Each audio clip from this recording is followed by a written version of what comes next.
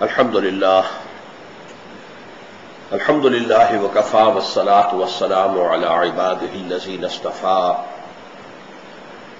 خصوصا على افضلهم وخاتم النبیین محمد الامین وعلى آلہ وصحبہ اجمعین.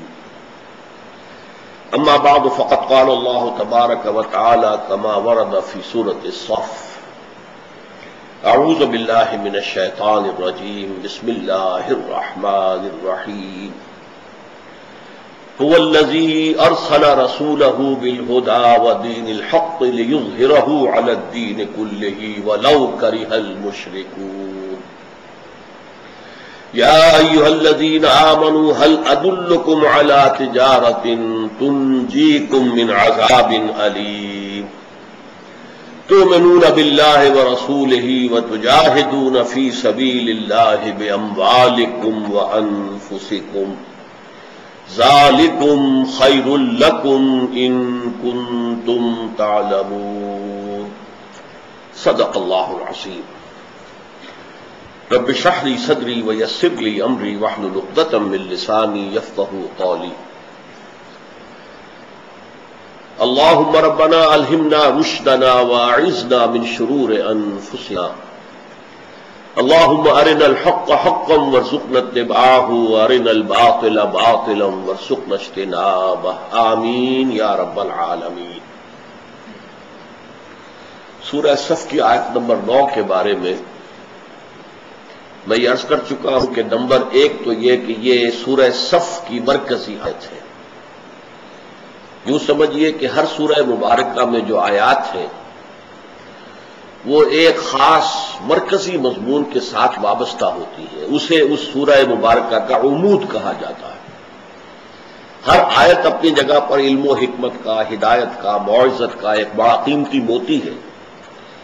لیکن جب ہار بنانے کے لیے موتیوں کو پرویا جاتا ہے تو ان میں جو ترتیب رکھی جاتی ہے وہ آپ کو معلوم ہے، اس سے ان موتیوں کا حسن دوبالا ہو جاتا ہے. یہی معاملہ قرآن حکیم کی صورتوں کا ہے. اگرچہ ہر آیت اپنی جگہ پر علم و حکمت کا ایک موتی ہے، نہایت خوبصورت، حسین، نہایت قیمتی، لیکن جب یہ ایک ہار میں پرو کر ایک صورت کی شکل اختیار کرتی ہیں وہ آیتیں، تو پھر یہ کہ ہر آیت کا اپنی جگہ پر حسن دوبالا ہو جاتا ہے. اس اعتبار سے یہ سورہ صف جو ہے، اس کی مرکزی آیت، اس کا عمود یعنی وہ دھاگا جس کے اس کے موتی پروئے گئے ہیں، وہ یہ آیت نمبر 9 ہے. هو الذی ارسل رسولہ بالہدی ودین الحق لیظہرہ علی الدین کلہ ولو کرہ المشرکون. یہ بات بھی جان لیجئے کہ قرآن حکیم میں جہاد اور قتال فی سبیل اللہ کے مضامین جو ہیں وہ بڑی طویل مدنی صورتوں میں آئے ہیں اور بہت مفصل آئے ہیں، بہت تفصیل کے ساتھ آئے ہیں. جیسے ایمانیات کا مضمون سب سے زیادہ تفصیل کے ساتھ مکی صورتوں میں آیا ہے، لیکن مدنی صورتوں کا جو یہ سلسلہ ہے 10 صورتوں پر مشتمل، سورہ حدید سے لے کر سورہ تحریم تک، اس میں ہم نے دیکھا کہ ایک سورہ تغابن جس کا مطالعہ کر چکے ہیں وہ ایمانیات کے موضوع پر جامع ترین صورت ہے، کل 18 آیات. اسی طرح جہاد اور قتال فی سبیل اللہ کے مباحث جو ہیں سورہ انفال پوری کی پوری اسی پر مشتمل ہے. غزوہ بدر کے حالات پر تبصرہ ہے، اس کے بعد کے حالات کے ضمن میں ہدایات دی گئی ہیں. سورہ آل عمران کے 60 آیات مسلسل اسی موضوع پر ہیں، اس لیے کہ غزوہ احد کا اس کے اندر سارا تذکرہ آیا ہے. پھر سورہ نساء میں بڑی تفصیل کے ساتھ یہ مضامین آئے. سورہ مائدہ میں اگرچہ زیادہ تفصیل سے نہیں ہے لیکن موجود ہے، اور خاص طور پر وہ واقعہ کہ سابقہ امت جو تھی بنی اسرائیل، انہوں نے جس وقت انکار کیا ہے جہاد و قتال فی سبیل اللہ سے، تو پھر گویا کہ انہیں ایک سزا دے دی گئی کہ 40 برس کسی صحرا میں بھٹک کے پھرو گے، ورنہ اگر تم اس وقت ہمت کرتے اور جنگ کے لیے کمر کستے تو یہ ارض مقدس ہم ابھی تمہیں دے دیتے. پھر سورہ انفال، سورہ توبہ پوری کی پوری. سورہ توبہ جو ہے وہ خاص طور پر ویسے بھی اس اعتبار سے کہ قرآن مجید کی آخری صورت ہے، بحیثیت مجموعی آخری صورت ہے، تو اس میں قتال وغیرہ کے ضمن میں بھی بڑے تفصیلی احکام ہیں. پھر سورہ احزاب میں ہے، سورہ محمد پوری قتال کے موضوع پر ہے صلی اللہ علیہ وسلم. لیکن یہ کہ ان صورتوں میں یہ چھوٹی صورت سورہ صف جو کل 14 آیات پر مشتمل ہے، وہ جہاد فی سبیل اللہ اور قتال فی سبیل اللہ پر قرآن مجید کی جامع ترین صورت ہے۔ قتال کی آیت ہم پڑھ چکے ہیں، آیت نمبر 4 جو تھی، ان اللہ یحب الذین یقاتلون فی سبیلہ صفا کانہم بنیان مرصوص۔ اللہ کو تو محبوب اپنے وہ بندے ہیں جو اس کی راہ میں جنگ کرتے ہیں صفے باندھ کر، گویا کہ سیسا پلائی ہوئی دیوار ہے۔ اور جیسا کہ ابھی میں نے آیات تلاوت کی ہیں، اس آیت کے فوراً بعد جہاد کی بحث آ رہی ہے۔ یا ایھا الذین آمنوا هل ادلکم علی تجارۃ تنجیکم من عذاب الیم تؤمنون باللہ ورسولہ وتجاہدون فی سبیل اللہ باموالکم وانفسکم۔ تو جہاد اور قتال دونوں کے موضوع پر جامع ترین سورت جو ہے قرآن مجید کی وہ سورہ صف ہے، اور اس میں یہ آیت جو ہے یہ در حقیقت جہاد اور قتال کا جو مقصد ہے، جو اس کا ہدف ہے، یعنی قتال فی سبیل اللہ۔ فی سبیل اللہ سے کیا مراد ہے؟ جہاد فی سبیل اللہ سے کیا مراد ہے؟ وہ مراد ہے جو یہ آیت نے معین کی ہے، هو الذی ارسل رسولہ بالہدی ودین الحق لیظہرہ علی الدین کلہ۔ وہی ہے اللہ جس نے بھیجا اپنے رسول کو صلی اللہ علیہ وسلم الہدا، قرآن حکیم ہدایت کاملہ دے کر اور دین حق دے کر، سچا دین جو مبنی بر عدل و قسط ہے، مکمل نظام زندگی، تاکہ اسے غالب کرے پورے کے پورے نظام زندگی پر۔ یہ ہے مقصد جس کے لیے جد و جہد ہوگی تو وہ جہاد فی سبیل اللہ ہے۔ اس کے لیے جنگ کی نوبت آ جائے تو وہ قتال فی سبیل اللہ ہے۔ تو فی سبیل اللہ کا مفہوم معین کرنے والی آیت یہ ہے، تو چنانچہ یہ ہے اس کی مرکزی آیت۔ پھر میں آپ کو بتا چکا ہوں کہ امام الہند شاہ ولی اللہ دہلوی رحمۃ اللہ علیہ نے اسے نہ صرف سورہ صف کا پورے قرآن کا عبود قرار دیا، اور مولانا عبید اللہ سندھی رحمۃ اللہ علیہ نے اسے ایک بین الاقوامی اسلامی انقلاب کا عنوان قرار دیا ہے۔ اور میں نے اس میں ایک بات مزید عرض کی تھی کہ میرے نزدیک سیرت النبی صلی اللہ علیہ وسلم کے فہم کے لیے یہ آیہ مبارکہ کلید ہے۔ اگر یہ آیت سامنے نہ ہو تو سیرت سمجھ میں نہیں آئے گی۔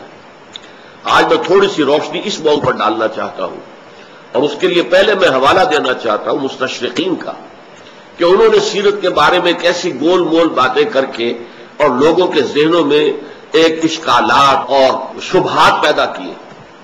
آپ کو معلوم ہے اس دور کا سب سے بڑا فلاسفر آف ہسٹری مانا جاتا ہے ٹوائنبی اس وقت پوری دنیا میں مانا جاتا ہے، فلسفہ تاریخ کے اوپر وہ اتھارٹی ہے، سب سے بڑی اتھارٹی۔ جیسے نفسیات میں بابائے نفسیات فرائڈ کو مانا جاتا، تو مختلف شعبوں کے اندر مختلف لوگ ہیں کہ جن کا لوہا مانا گیا۔ اس ٹوائنبی نے ایک ایسا جملہ کہا ہے، زہر میں بجھا ہوا جملہ، Muhammad failed as a prophet but succeeded as a statesman مین۔ محمد ناکام ہو گئے ایک نبی کی حیثیت سے، ہاں کامیاب ہوئے ہیں تو ایک سیاستدان کی حیثیت سے، اسٹیٹس مین کی حیثیت سے۔ اب آپ اندازہ نہیں کر سکتے کہ اس کے اندر کتنا زہر گھلا ہوا۔ اصل میں ان کا ایک تصور ہے، نبوت کسے کہتے ہیں؟ نبوت کے آئیڈیل ان کے نزدیک حضرت عیسیٰ ہے، حضرت یحییٰ ہے۔ حضرت عیسیٰ نے کبھی تلوار ہاتھ میں لی، نہ حضرت یحییٰ نے کبھی تلوار ہاتھ میں لی، بس دعوت ہے، تبلیغ ہے، نصیحت ہے، سرمنس ہے، وعظ ہے، یہی ہوتا رہا۔ چاہے اس میں تلخ وعظ بھی ہے، سخت تنقید بھی ہے، لیکن بہرحال اس سے تو آگے تو بات نہیں بڑھی۔ باقی درویشی کا رنگ ہے، کوئی کچھ کہہ رہا ہے، کوئی تکلیف دے رہا ہے تو سب کر رہے ہیں، کوئی جوابی کارروائی نہیں ہے۔ یہ نقشہ ان کے ذہن میں ہے نبوت کا، اور وہ یہ سوچتے ہیں کہ چاہے محمد نبی تھے یا نہیں تھے صلی اللہ علیہ وسلم، لیکن مکے میں جو ان کی زندگی تھی وہ نبیوں کے مشابہ تھی، وہ رنگ اس میں نظر آتا ہے، دعوت ہے، تبلیغ ہے، وعظ ہے، نصیحت ہے، اور لوگ اگر پاگل کہہ رہے ہیں تو بھی جھیل رہے ہیں، کوئی شاعر کہہ رہا ہے تو برداشت کر رہے ہیں، ان کے ساتھیوں کو مارا جا رہا ہے تو انہیں حکم ہے کہ ہاتھ مت اٹھانا، جوابی کارروائی نہ کرنا۔ تو یہ جو درویشانہ انداز ہے یہ تو عیسیٰ سے ملتا ہے علیہ الصلوۃ والسلام، یہ یحییٰ سے ملتا ہے علیہ الصلوۃ والسلام۔ تو اس سے قطع نظر کہ واقعتاً محمد نبی اور رسول تھے یا نہیں صلی اللہ علیہ وسلم، بہرحال ان کی مکی زندگی بہت سے اعتبارات سے انبیاء کی زندگی سے مشابہ ہے، بٹ دیر ہی فیلڈ۔ مکے میں ان کے لیے جو ہے وہ راستہ نہیں بنا، انہیں وہاں سے جان بچا کر ان کے خیال میں تو بھاگنا پڑا۔ ہم ہجرت کا تصور ہم جو کچھ بھی رکھتے ہیں وہ اپنی جگہ پر، لیکن ظاہر بات ہے کہ آپ رات کی تاریکی میں نکلے ہیں گھر سے، پھر 3 دن آپ روپوش رہے ہیں جو غار ثور ہے اس میں، تو یہ گویا کہ وہاں پر تو ناکامی کی دلیل، وہاں کوئی کامیابی حاصل نہیں ہوئی. تو Muhammad failed as a prophet but he succeeded as a statesman مین. مدینے میں آنے کے بعد محمد کا رنگ ہی اور ہے صلی اللہ علیہ وسلم. اب وہ ایک ہیڈ آف دی اسٹیٹ کی حیثیت سے سامنے آ گئے ہیں. اب انہوں نے ہاتھ میں تلوار لے لی ہے. اب جو ہے وہ قاتلوا فی سبیل اللہ الذین یقاتلونکم، کہا وہ صورت تھی کہ چاہے تمہارے ٹکڑے کر دیں، تمہاری بوٹیاں اڑا دیں، تمہیں زندہ جلا دیں، تم کوئی ہاتھ نہیں اٹھاؤ گے. No raising of hands even in self defence. For 12 long years it was the order of the day. لیکن اب کیا ہے؟ قاتلوا فی سبیل اللہ الذین یقاتلونکم قاتلوہم حتی لا تکون فتنۃ ویکون الدین کلہ للہ. کرو جنگ ان سے یہاں تک کہ فتنہ اور فساد بالکل فروغ ہو جائے اور دین کل کا کل اللہ کے لیے ہو جائے. اب ان کے پاس وفود آ رہے ہیں، ان سے گفتگویں ہو رہی ہیں.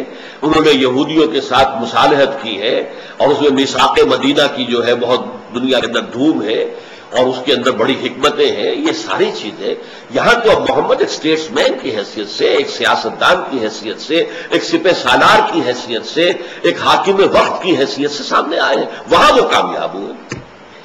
یہ ایک جملہ ہے جس سے کہ آپ سوچئے کہ جو شخص بھی پڑھے گا اس کو کس پر اس کے ذہن میں زہر گھل جائے گا حضور کے بارے میں کہ یہ تو تضاد ہے واقعتاً. اچھا، اس تضاد کو مزید ہائی لائٹ کرنے کے لیے، نمایاں کرنے کے لیے پروفیسر منٹگمری واٹ نے 2 والیومز میں حضور کی سیرت لکھی. اب ہم تو بڑے خوش ہیں، برطانیہ کا اتنا بڑا پروفیسر دانشور حضور کی سیرت پر اس نے 2 والیومز لکھ دی. لیکن اور اسی لیے آپ کو یاد ہوگا کہ انہیں خاص طور پر جب ہمارے سابق صدر جو تھے مرحوم ضیاء الحق صاحب نے جب یہ سیرت کانفرنسوں کا سلسلہ شروع کیا تھا، ایک مرکزی کانفرنس ہوتی تھی اسلام آباد میں، پھر صوبائی کانفرنسیں ہوتی تھی، صوبائی جو بھی دارالخلافے ہیں، پھر ہر محکمے میں کانفرنس ہو رہی ہے، ہر جگہ جلسے ہو رہے ہیں. اس میں ایک موقع پر ڈاکٹر منٹگمری واٹ کو خاص طور پر یوں سمجھیے کہ مہمان خصوصی کی حیثیت سے انہیں بلایا گیا، ان سے تقریر کرائی گئی. اور ہمیں یہ معلوم ہے نہیں کہ اس نے کتنا زہر گھول دیا ہے. اسی ایک جملے کو ہائی لائٹ کرنے کے لیے اس نے حضور کی سیرت کو 2 حصوں میں تقسیم کیا. Muhammad at Mecca 1 volume, Muhammad at Medina 2 volume. واضح کیا کیا کہ یہ تو 2 محمد ہے، ایک محمد نہیں ہے. مکے والا محمد تو کچھ اور نظر آتا ہے صلی اللہ علیہ وسلم، مدینے والا محمد کچھ اور نظر آتا ہے. اچھا، مدینے والے محمد کے ذکر میں صلی اللہ علیہ وسلم وفداء آباؤنا و امہاتنا جتنے تعریفی کلمات ممکن ہے سب استعمال کر دی.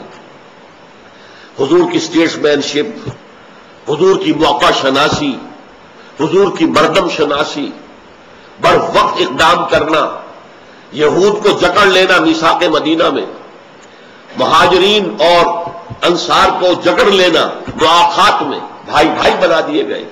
اب ایک ایک چیز کے بارے میں غور کیجئے، ایک ایک چیز کے بارے میں غور کیجئے.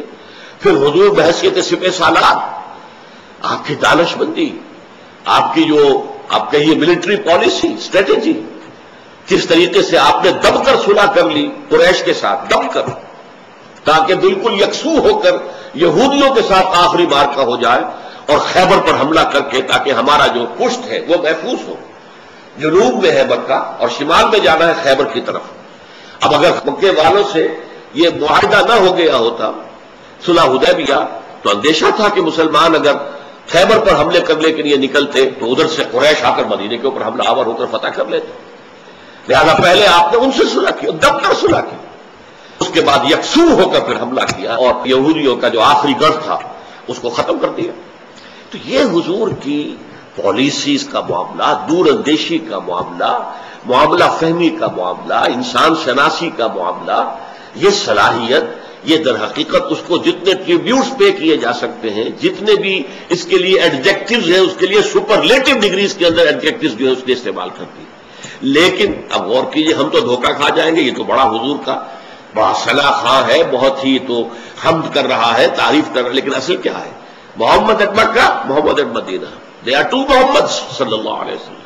ان میں تضاد ہے اور واقعہ یہ کہ تضاد ہے. اب دیکھیے مکے میں حکم یہ ہے جیسا کہ میں نے ابھی عرض کیا تھا کہ اے مسلمانوں چاہے تمہارے ٹکڑے کر دیے جائیں، تمہیں کوئی جوابی کارروائی نہیں کرنی، چاہے تمہیں دہتے ہوئے انگاروں پر لٹا دیا جائے، جیسے خباب بن الارت رضی اللہ تعالیٰ عنہ کو لٹا دیا گیا، لیٹ گئے۔ حالانکہ سب دنیا جانتی ہے کہ اگر کوئی شخص ڈیسپریٹ ہو جائے، اسے یہ معلوم ہو جائے کہ یہ میرے اب کباب بنانے والے ہیں، تو اسے اگر اجازت ہو تو دو چار کو وہ مار کر مرے گا، ویسے نہیں مرے گا، دو چار کو تو مارے گا۔ ڈیسپریٹ آدمی میں بڑی جان آ جاتی ہے، بڑی طاقت آ جاتی ہے کہ مجھے تو مرنا ہی ہے، میں دو چار کو تو لے کر مروں گا۔ چھوٹی سی کیا جانور ہے یہ بلی، اگر اسے بھی آپ کسی کارنر کر لیں کسی جگہ پر اور اسے معلوم ہو کہ اب اس کے لیے بھاگنے کا کوئی راستہ نہیں، تو وہ آپ پر جھپٹے گی، آپ کے آنکھوں پر حملہ آور ہوگی، براہ راست چھلانگ لگا کر آئے گی آنکھوں کے اوپر۔ تو یہ کیوں؟ اس لیے کہ ڈیسپریٹ ہو گئی ہے وہ، اسے معلوم ہے کہ میرے لیے تو راستہ کوئی نہیں ہے، میرے لیے تو موت ہے ہی ہے، تو ٹھیک ہے میں اس دشمن کو اپنا نقصان تو جتنا پہنچا سکتا ہوں پہنچا لوں۔ تو یہ ہے سورت مکے میں، اور مدینے میں آ کر یہ ہے کہ جنگ قتال قبل جنگ بجایا جا رہا ہے۔ تضاد ہے یا نہیں؟ تضاد تو ہے، بالفعل ہے۔ ایک اور تضاد دیکھیے، سن 6 میں صلح حدیبیہ کے موقع پر دب کر صلح کر رہے ہیں اور صحابہ کا خون کھول رہا ہے۔ حضرت عمر ضبط نہیں کر سکے اور انہوں نے خود اپنے قول کے مطابق گستاخی کی حضور کے سامنے، اور ساری عمر پچھتاتے رہے۔ حضور کیا آپ اللہ کے نبی نہیں ہیں؟ ہاں میں اللہ کا نبی ہوں۔ کیا ہم حق پر نہیں ہیں؟ ہاں ہم حق پر ہیں۔ پھر یہ آپ دب کر ہم کیوں صلح کر رہے ہیں کفار سے؟ حضور نے فرمایا مسکراتے ہوئے میں وہی کچھ کر رہا ہوں جس کا مجھے حکم ہے، اب خاموش تو ہو گئے، لیکن دل کے اندر تو وہ جذبات موجود ہے نا۔ اور صرف عمر کا معاملہ نہیں ہے، یہ حضرت علی کا معاملہ یہی ہے۔ حضرت علی سے جب کہا گیا کہ اے علی، کیونکہ سہیل بن عمرو جو آیا تھا، جو کہ مکے والوں کا نمائندہ بن کر آیا تھا، اور وہ جو ہے ڈکٹیٹ کرا رہا تھا، تو حضور نے لکھوایا کہ یہ صلح نامہ ہے محمد الرسول اللہ اور قریش مکہ کے مابین۔ اس نے فوراً اعتراض کر دیا۔ بڑا ذہین اور فطین انسان تھا، بڑا خطیب انسان تھا۔ اس نے کہا یہ تو ہم نہیں مان سکتے، اگر ہم آپ کو رسول اللہ مان لیں تو جھگڑا ہی ختم ہو جائے گا، پھر تو ہم جو ہے آپ کے تابع۔ یہ آپ لکھوائیے یہ معاہدہ ہے محمد ابن عبداللہ اور قریش کے مابین، ہم رسول اللہ نہیں مان۔ ظاہر بات ہے کہ جو ٹیکسٹ ہوتا ہے کسی ٹریٹی کا، کسی معاہدہ کا، اس کے نیچے تو دونوں فریقوں کو دستخط ہوں گے نا، تو وہ ٹیکسٹ تو گویا کہ وہ ایگریڈ اپون ٹیکسٹ ہے، تو ہم تو نہیں مانتے آپ کو اللہ کا رسول، تو کیسے ہم دستخط کریں گے؟ تو چونکہ کاتب کی حیثیت سے حضرت علی کام کر رہے تھے، حضور نے فرمایا حضرت علی سے علی مٹا دو، یہ محمد الرسول اللہ کا لفظ مٹا دو، محمد ابن عبداللہ کر دو۔ حضرت علی نے کہا حضور یہ میں تو نہیں کر سکتا۔ اب دیکھیے ایک اعتبار سے یہ بھی گستاخی بنی کہ نہیں بنی؟ حضور کے حکم سے سرکابی ہو رہی ہے، تو جیسے حضرت عمر سے گستاخی ہو گئی، لیکن وہ گستاخی ہوئی حمیت دین میں، اسی طرح حمیت دین اور حمیت رسالت میں حضرت علی سے بھی گستاخی ہو گئی، اس لیے کہ حکم ماننا جو ہے الامر فوق الادب کہتے ہیں کہ امر جو ہے، حکم جو ہے وہ تو ادب سے اونچا ہے، باراتر ہے۔ لیکن کہا نہیں، تو حضور نے فرمایا مجھے بتاؤ کہاں ہے یہ الفاظ؟ حضور تو چونکہ پڑھے ہوئے نہیں تھے، تو انہوں نے فرمایا تو وہاں حضور نے اپنے انگوٹھے سے مٹا دیے الفاظ محمد الرسول اللہ۔ تو یہ ہو رہا ہے معاملہ صلح حدیبیہ کے وقت، یہاں تک کہ جب حضور نے کہا صلح ہو گئی، اب ٹھیک ہے بھائی احرام کھول دو اور یہیں جو جانور لے کر آئے ہیں قربانی کے یہیں ذبح کر دیں، ایک آدمی نہیں اٹھا۔ میں تو حیران ہوتا ہوں، حضرت ابوبکر بھی نہیں اٹھے، جو سائے کی طرح ساتھ رہنے والا انسان تھا ابو بکر ابن ابی قحافہ رضی اللہ تعالی عنہ، وہ بھی نہیں اٹھا، کوئی نہیں اٹھا۔ دوسری مرتبہ کہا کوئی نہیں اٹھا، تیسری مرتبہ کوئی نہیں اٹھا۔ 3 مرتبہ حضور کے حکم عدولی ہو رہی ہے، پورے صحابہ کرام کا مجمع، نو ایکسیپشن، ابو بکر میں نہیں۔ حضور صلی اللہ علیہ وسلم دل گرفتہ ہو کر اپنے خیمے میں چلے گئے، اور آپ نے کہا افسوس کے ساتھ حضرت ام سلمہ رضی اللہ تعالی عنہ زوجہ رسول، وہ اس سفر میں ساتھ تھی، کہا جا کر میں نے مسلمانوں سے 3 دفعہ کہا ہے اٹھو احرام کھول دو اور قربانیاں پیش کر دو، کوئی نہیں اٹھا۔ انہوں نے مسکرا کر کہا کہ آپ کسی سے کچھ نہ کہیے، آپ جائیے اپنا احرام کھول دیجئے اور قربانی دے دیجئے۔ آپ نے حضور نے اس پر عمل کیا، سب کھڑے ہو گئے، سب نے قربانیاں دے دی، سب نے جو ہے احرام کھول دی۔ یعنی میں اس کی تعبیر یوں کیا کرتا ہوں کہ وہ لوگ ابھی کچھ حالت منتظرہ میں تھے کہ پتہ نہیں ہمارا امتحان لے رہے ہیں حضور، یہاں پر ہم قربانی کیسے دے دیں؟ ہم نے تو قربانی جو ہے لے کر جانا ہے مکے، اور وہاں جا کر قربان گاہ پر قربان کرنا ہے، یہاں کیسے کر دیں؟ اور احرام ہم نے عمرے کی نیت سے باندھا تھا، عمرے کیے بغیر ہم احرام کیسے کھول دیں؟ تو کہیں حضور ہمارا امتحان تو نہیں لے رہے، ہماری غیرت اور حمیت کا جو ہے امتحان لے رہے ہو؟ یہ حالات ہیں جس میں آپ نے دب کر صلح کی ہے، صلح حدیبیہ. لیکن اب اس کے بعد 2 سال کے بعد یا اس سے بھی کم عرصے کے بعد جب قریش کے حلیف قبیلے کی طرف سے صلح توڑ دی گئی، وہ فریادی بن کر مدینے میں آ گئے، فریاد. اس کے بعد گویا کہ صلح ختم ہو گئی. اب ابو سفیان جو اس وقت کے ان کا لیڈر تھا قریش کا، مشرکین مکہ کا، بعد میں ایمان لے آئے ہیں، ہمیں ادب سے نام دینا چاہیے. بہرحال اب ان کو اندازہ ہو گیا یہ تو ہم مارے گئے، اس لیے کہ اب جو طاقت محمد کی ہو چکی ہے صلی اللہ علیہ وسلم، اس 2 سال کے عرصے میں ان کا تبلیغی کاروبار اتنا پھیل گیا ہے، کیونکہ جنگ ختم، ہمارے درمیان اب وہ وار ختم ہو گیا 10 سال کے لیے. لہذا حضور نے پورے یکسو ہو کر اپنی دعوتی، تبلیغی، تربیتی وہ جو اپنی سرگرمیاں تھیں ان کو پھیلا دیا پورے عرب میں. اب جو طاقت محمد کو حاصل ہو چکی ہے صلی اللہ علیہ وسلم، ہم تو کوئی مقابلہ نہیں ہے، ہم مقابلہ نہیں کر سکتے محمد کا صلی اللہ علیہ وسلم. لہذا وہ چل کر آیا ہے مدینے کہ صلح کی تجدید کر دیجئے، صلح دوبارہ کر لیجئے. اب حضور بات ہی نہیں سن رہے. اس کے بعد سن کے منہ موڑ لیا، جواب ہی نہیں دیا. اب وہ سوچتے ہیں ابو سفیان کیا کروں، کس سے میں سفارش کرواؤں؟ تو خیال آیا میری بیٹی ان کے گھر میں. آپ کو معلوم ہے کہ ام حبیبہ رضی اللہ تعالی عنہا ابو سفیان کی صاحبزادی تھی، اور اب وہ حضور کی زوجہ محترمہ ہے. تو گھر میں گئے حضرت ام حبیبہ کے، وہاں گئے تو چارپائی کے اوپر بستر بچھا ہوا تھا حضور کا. تو بیٹھنے لگے تو ام حبیبہ نے کہا ابا جان ذرا ٹھہریے. وہ بستر جو ہے وہ طے کر دیا، کہا اب بیٹھے. اب یہ سیاس آدمی، سیاستدان آدمی، ڈپلومیٹ آدمی کھڑے ہو گئے ٹھٹک کر اور کہا بیٹی یہ بستر میرے قابل نہیں تھا، یا میں اس بستر کے قابل نہیں تھا. کہا کہ ابا جان آپ اس بستر کے قابل نہیں ہیں، یہ بستر محمد رسول اللہ کا ہے صلی اللہ علیہ وسلم، آپ مشرک ہیں، نجس ہیں، ناپاک ہیں. اب بتائیے کیا وہ ان سے سفارش کرواتے ہیں؟ اس طریقے سے حضرت ابوبکر سے کوشش کی سفارش کرانے کی، حضرت عمر سے کوشش کی. اب یہاں قریش کا سردار آیا ہوا ہے، سب پٹخ رہا ہے کہ دوبارہ صلح حضور نہیں کر رہے. تضاد ہے کہ نہیں؟ یہ تضادات ہیں. یہ ریزالو اگر ہوتے ہیں تو اسی سے ہوتے ہیں کہ حضور محض داعی نہیں تھے، حضور کے ذمے ایک ریولیوشنری مشن تھا. آپ کو انقلاب برپا کر کے اللہ کے دین کو غالب کرنا تھا، اور انقلاب کے پروسیس کے اندر یہ مختلف سٹیجز کے احکام مختلف ہیں. اس میں پہلا مرحلہ جو ہے وہ درویشی کا ہے، دعوت دینی ہے، تبلیغ کرنی ہے، نصیحت کرنی ہے، لوگوں کو کھینچنا ہے، ایمان کی طرف بلانا ہے، اور ٹو گین ٹائم ان کی طرف سے زیادتیاں ہو جائیں تو جھیلنا ہے، برداشت کرنا ہے، وائلنٹ نہیں ہونا ہے، جوابی کارروائی نہیں کرنی ہے. یہ ایک مرحلہ تھا جو کہ مکی دور تھا. اس میں درویشی کا رنگ تھا، اس میں عام انبیاء کرام کی زندگیوں کا سا نقشہ تھا. یہ بھی کہہ سکتے ہیں کہ بدھ مت کے بھکشوؤں کا سا رنگ تھا، وہ رنگ تھا، اس میں کوئی شک نہیں. لیکن حضور صرف نبی نہیں تھے اس معنی میں کہ صرف اتمام حجت اور دعوت اور نصیحت کرنی ہو. حضور کے حکم تھا لِیُظْہِرَہُ عَلَى الدِّینِ کُلِّهِ، اس دین کو غالب کرو.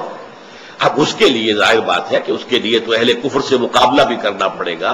جب آپ نے طاقت حاصل کر لی اور جب آپ کو اللہ تعالیٰ نے مدینے میں ایک بیس عطا کر دیا from where to launch his offensive, اب انہیں کفر کے خلاف، نظام کفر کے خلاف جو ہے وہ جو بھی حملہ آور ہونا تھا اس کے لیے بیس اللہ نے مدینہ منورہ میں دے دی. اب انہوں نے قتال فی سبیل اللہ جو ہے اس کا راستہ اختیار کیا.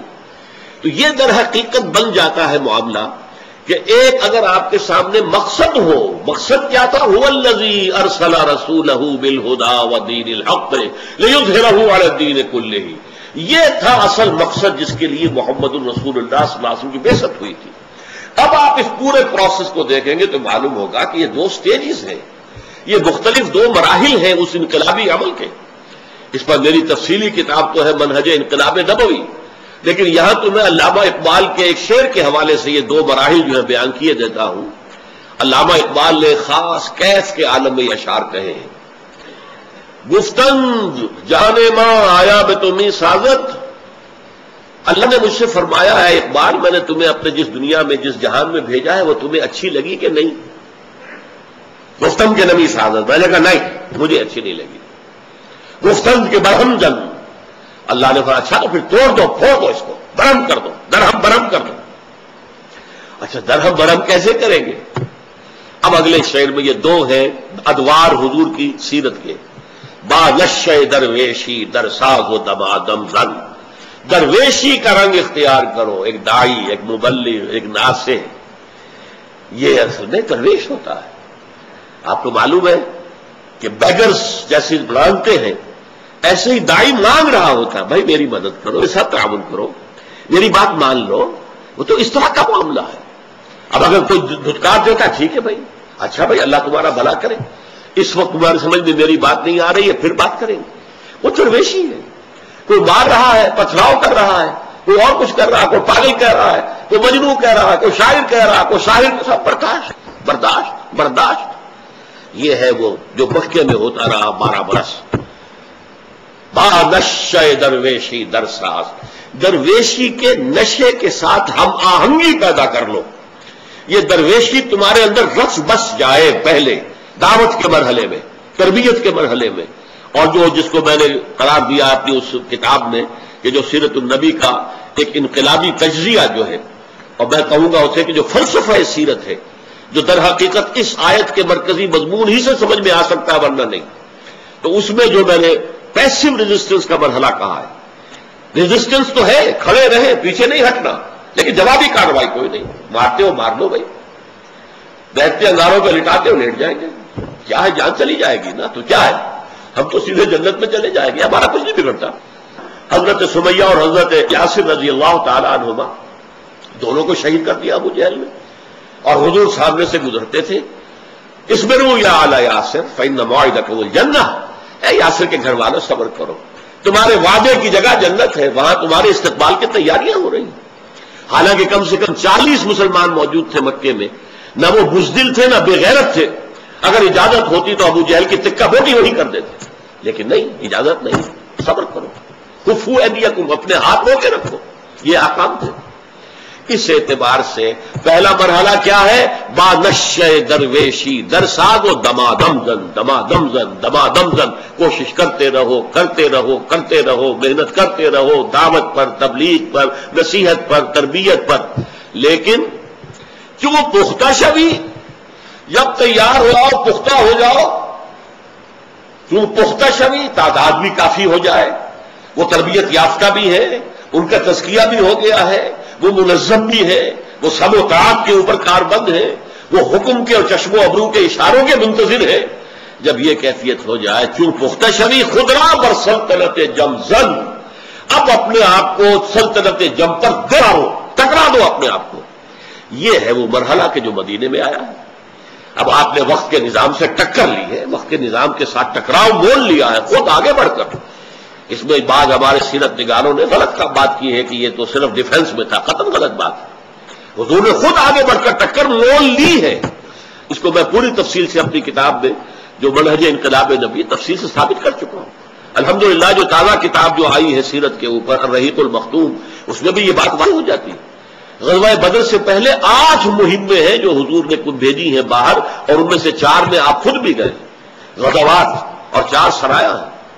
اور اس باب کو سیرت النبی کے ہمارے بہت سے جو 20ویں صدی کے جو لوگ مصنفین ہیں سیرت النبی کے، علامہ شبلی سمیت، انہوں نے چھپانے کی کوشش کی ہے، کیونکہ دنیا اعتراض کر رہی تھی کہ بوئے خون آتی ہے اس قوم کے افسانوں سے، اعتراض ہو رہا تھا کہ اسلام تو طاقت سے پھیلا ہے، تو جواب یہ دیا نہیں، اپولوجیٹک انداز، نہیں نہیں نہیں نہیں نہیں، ہم نے جنگیں جو لڑی وہ تو صرف دفاع میں لڑی، نہیں، یہ تو ہے فرض تھا، دین کو غالب کرنا تھا، سٹیٹس کو حضور قبول نہیں کر سکتے تھے، مدینے میں جا کے جو نخلستانوں کے ٹھنڈے سائے کے اندر بیٹھ کے آرام کرنا مقصود نہیں تھا، یہ تو ایک بیس تھا جو کہ مطلوب تھا، درکار تھا، یہاں سے لانچ کرنی تھی اپنی موومنٹ، اور جب تک کہ مکے کے اوپر توحید کا جھنڈا نہ لہرا دیا جائے اس وقت تک حضور صلی اللہ علیہ وسلم کا وہ مشن جو ہے گویا کہ اس کا کسی ادنا درجے میں بھی اس کی تکمیل نہیں۔ تو یہ آیت مبارکہ سیرت النبی علیہ صاحب الصلاۃ والسلام کے سمجھ کے لیے، اور اس میں جو ظاہری تضادات ہیں ان کو ریزالو کرنے کے لیے یہ کلید ہے، یہ کلید ہے، یہ چابی ہے جس سے یہ ساری گتھی حل ہوتی ہے۔ اقول قولی ھذا واستغفر اللہ لی ولکم ولسائر المسلمین والمسلمات۔